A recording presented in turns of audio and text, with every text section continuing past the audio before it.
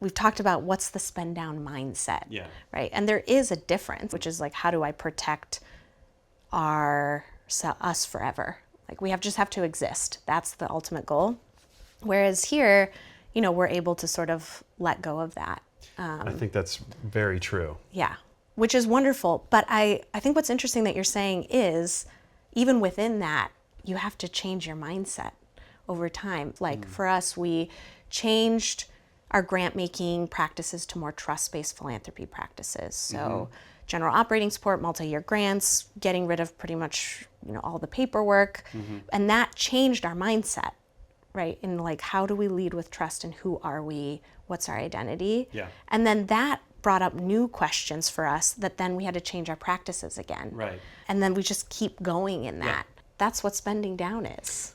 It is, absolutely.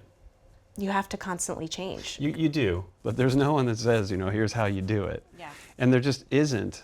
There isn't a culture, there isn't a structure, there isn't even a self-interest in humanity typically that says you need to decline, not grow.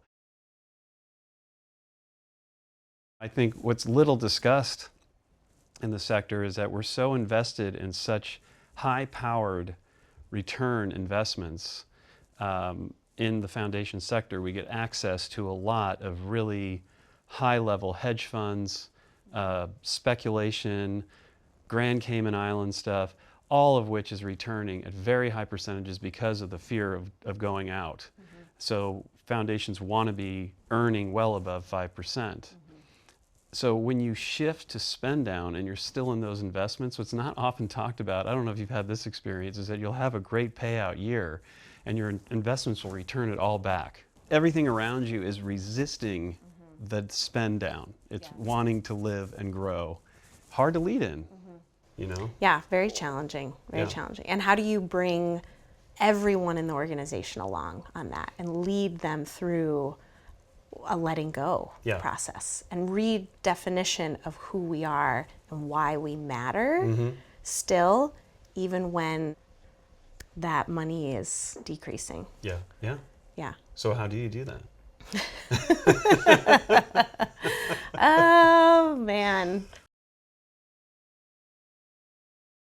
I think that letting go of control as a foundation, that probably has been the hardest part of my job, helping the organization let go of control. And like this question of, what are the metrics? What does success look like? Did we fail or did we succeed? And that it lives on one or the other. And that we have no idea. And trying to embrace that we have no idea what's going to come after we're not here. We actually have no idea what's going to happen a year from now.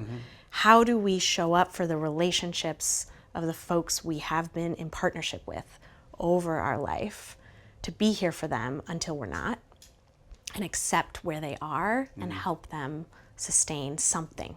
But like, these organizations may disappear, and we've really struggled with that.